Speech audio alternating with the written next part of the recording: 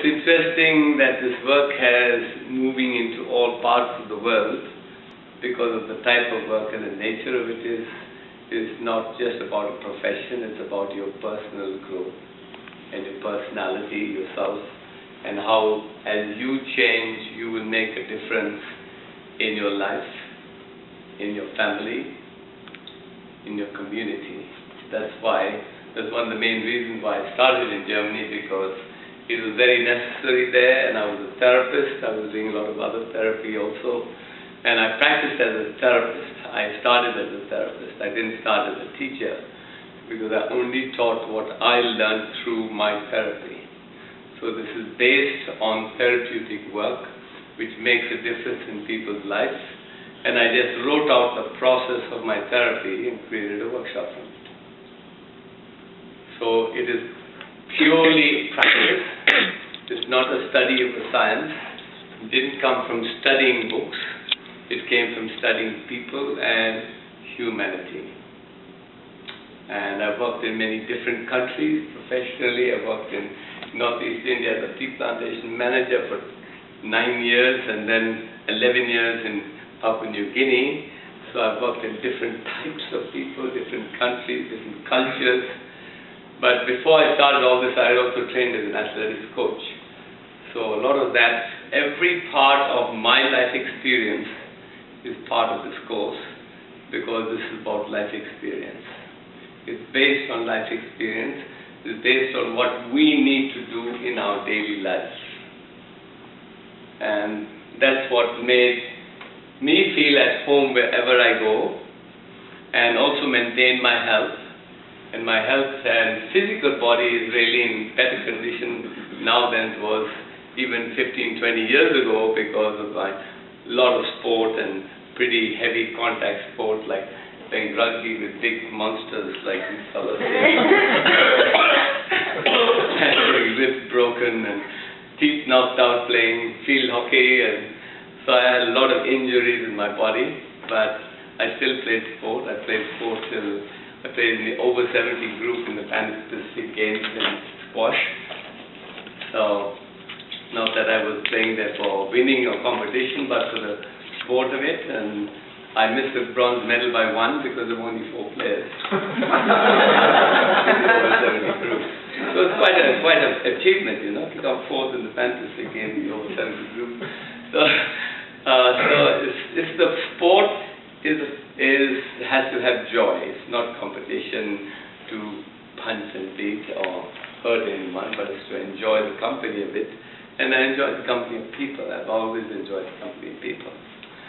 And no matter which country I've been in, that's been the most important thing, is to let your light shine and light up the world around you, so others may see their way, not your way. So when this lights are switched on, we see what's all in our room, and we can get around and do what we want, not what the light tells us to do. And we are light beings, and as we let our light come out, it brightens up the world. It brightens up anybody's life. When you look into their eyes and smile, they can't help but feel something lighting up inside themselves, because your energy lights up and feels beautiful. That's all we need to do, and it doesn't cost us anything. In fact, it gives us the joy, because we can enjoy it and express what we are feeling in ourselves. So it's very simple. The simplicity is the basis of this work. It's not for the number one principle is for you as an individual. But the number two thing, for you to have it as an individual, you have to practice it. You have to live it. So please understand that the time that we put into this work each day is the therapy, not the books.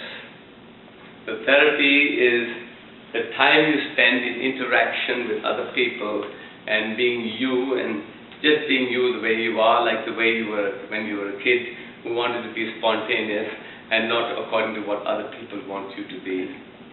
But when your spontaneity comes out, then your sweetness and innocence comes out. And that's why we need the time for you to feel at home with each other and be totally relaxed, because you each create your therapy in the group by your own presence and by your own openness. That's how it works. We are only facilitators. We provide a facility.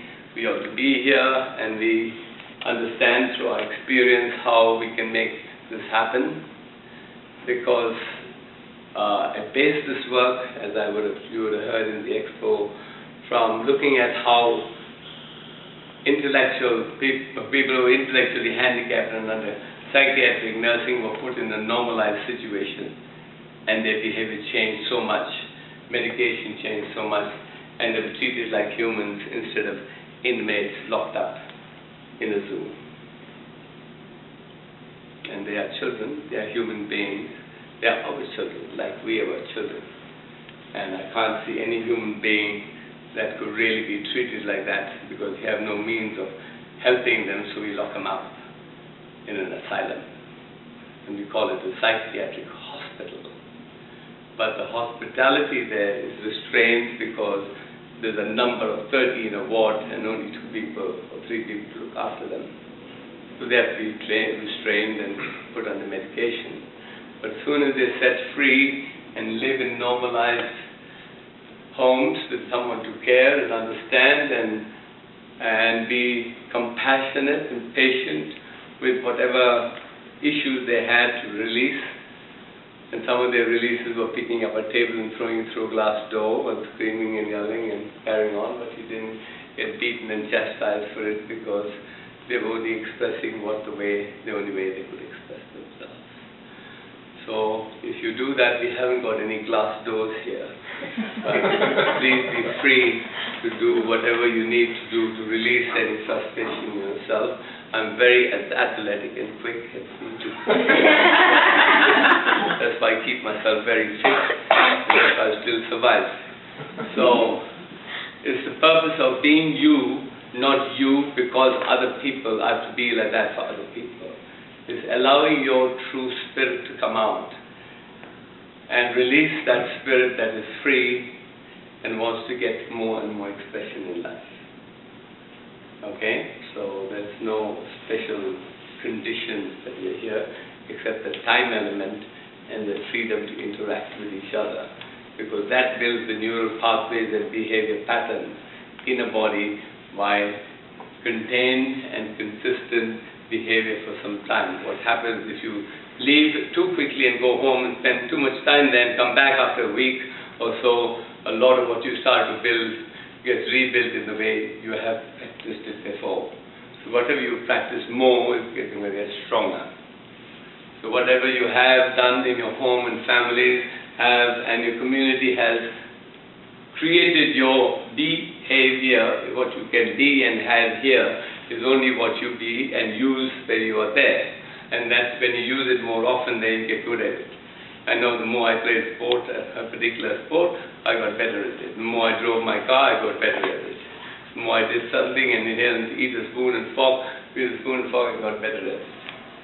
So everything is how we rewire our body and our behavior, and that's why we need the time, and we've increased the time of the course time and the training time because it's more effective and much more life-lasting once you learn some new things that are more conducive to your health and your well-being.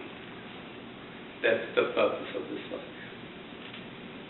So it's not an academic thing. There is no right and wrong. No one has ever failed in this class because you are learning things, and when you're learning things, there is no mark sheet. You only write competent and not yet competent because you need more practice. But it's all practice. And because it was created from practice and seen how the practice was effective, that we put it into a place where others could learn in a group rather than a one-to-one-to-one. And it's a group energy that does the therapy, because when we go out there, we are not on a one-to-one, we are in company of other people. And that's the big thing. So I thank you all and welcome you all. We would like each of you to introduce yourselves. They haven't got name tags. You know, my memory, or is it like this? I see you, I remember your face, but the name, piece of paper, I can't keep in my head because too much paper mache there. It needs some other activity. We'll have one by mid-morning break. So, you'll have to excuse me for asking your name again because I won't remember your name, but I'll remember your face. I would definitely won't mistake you for someone else because I see the difference. But to remember things is not an issue. Is to contact and experience the moment is important. The past is already gone. Okay, so I go past it. Forward like this. You know when you read first. So, we'll start. Please give us your name, your full name, because you have an identity or vibration that when you sound it, it connects that sound with all of us here. And we are collective sound. We are an orchestra. And each one, as they resound their name, creates music, because each one is playing their own instruments inside their body. We'll go into that later. So, as you resound your name, just give us a little indication of your background, of what work you're doing, so we get to understand each other better. And then we after a little bit of time out, then we'll start the class after that. We have a lovely, lovely backup group there. The biggest in anywhere in Canada, and even in Australia, we haven't got such a big group at one time in one place. So it's such a pleasure to see so many who have all become teachers. We've got 1, 2, 3, 4, 5 teachers in this, and 6 and 7 and 8.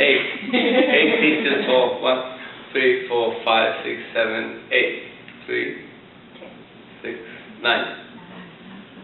So you're going to be well supported in the most experienced hands on the planet in this group.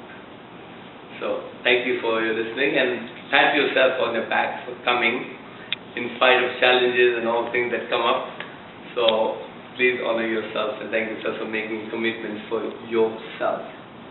Okay? When you do that, others will learn from it. Okay. So everyone got your books. Make sure you have some way of identifying your book. Either you can put a sticker on it or write your name in it, because there's many of them you put it down, somebody else unwillingly picks it up. Yeah, you can write it right in the front here. They write on these, so I wouldn't put it on your binder, but their books also don't. Yeah, you can write it on the inside, so just write your name in your book. Property of. Okay, ready to start? Or like a candle? Yeah, going to light the candle. Now, I have to explain this, and I think we got it out. Inside here. You what? Step. Everything we do in our life, we have a thought that stimulates us inside, and we have a desire that stimulates the thought, and then when we act on it, it's complete. And I have a thought about something which I can't completely act because Carol hasn't got any chocolates here, but I've got some in my bag. Want to open it up? What? You want praline? No. Chocolate. Chocolate. I'm pressing ready. Suffocating? Open up, just give me a piece. Not going to share. So I'm thinking about that. My body is already having a reaction and saliva is in my mouth. So I've already got to start wiping my mouth up, because my desire is to fulfill that thought, which is already creating an emotional response in me.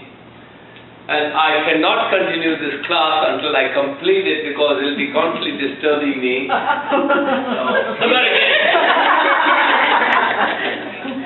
Now, I've completed that. So, anything that we do, there's a thought, something inside us speaks to us, and then your emotions start to react. And then when you do it, you're satisfied that I achieved what I thought about. And then now I can stay calm because my desire has been complete. Now I can think more clearly because that thought is still not worrying me. You see, now that my desire has been fulfilled, we can continue with the class because I won't be distracted anymore by the thought of the chocolate because I've satisfied and completed it.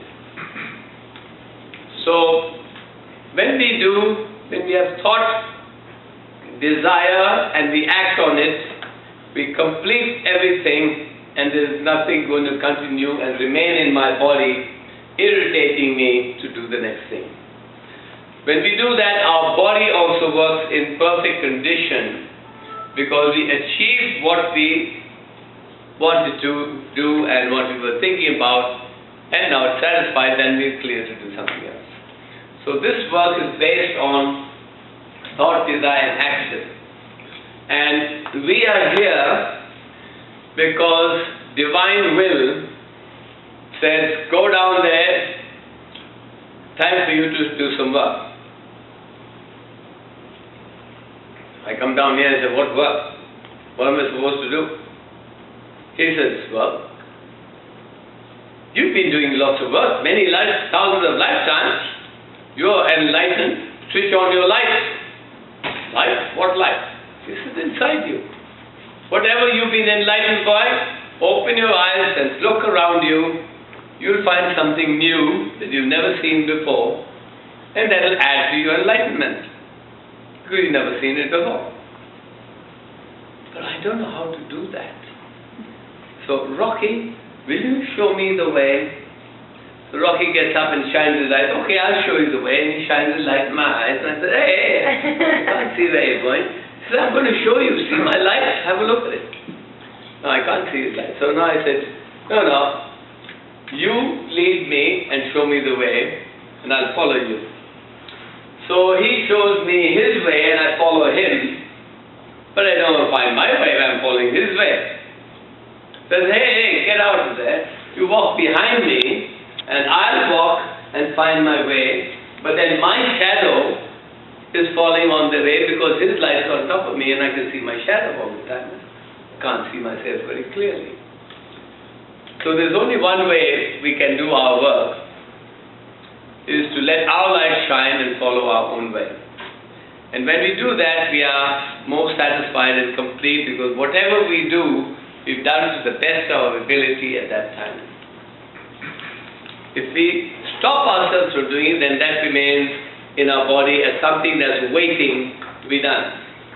So when we look at your bodies, we'll be looking at how many things you have thought and desired to do and did not complete. So your body may still be carrying some of those things depending on which area of your body you wanted something for.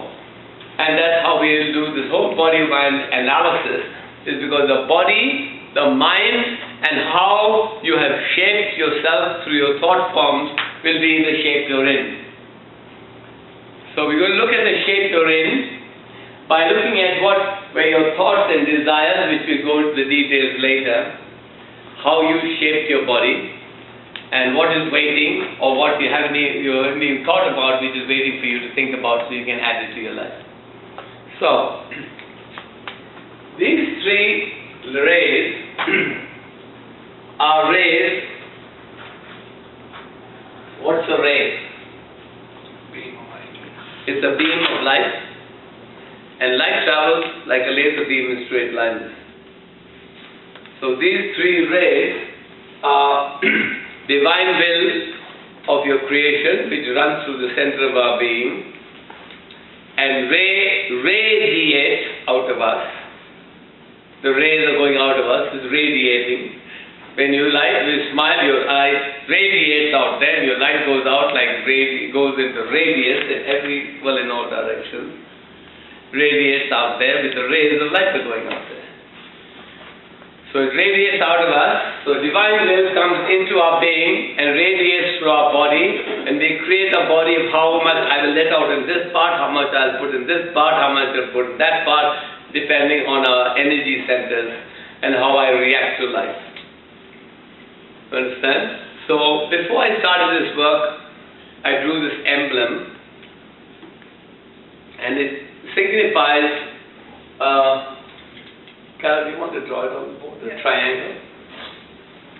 A triangle, 3 angles, which says thought, desire, action. So, thought is divine will, which is blue, is the color of the ray. Desire is yellow, which is love, wisdom. Love means living with wisdom of the divine will's direction. And then when I act it, it is red, which is grounding, which is the ray of active intelligence. Carol is writing it down there, so you will see that the colors are not quite as much as we would like it to be.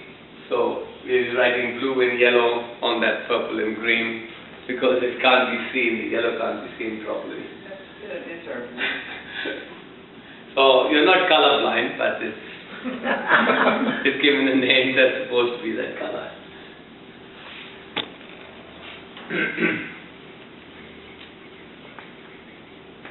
The divine will, blue.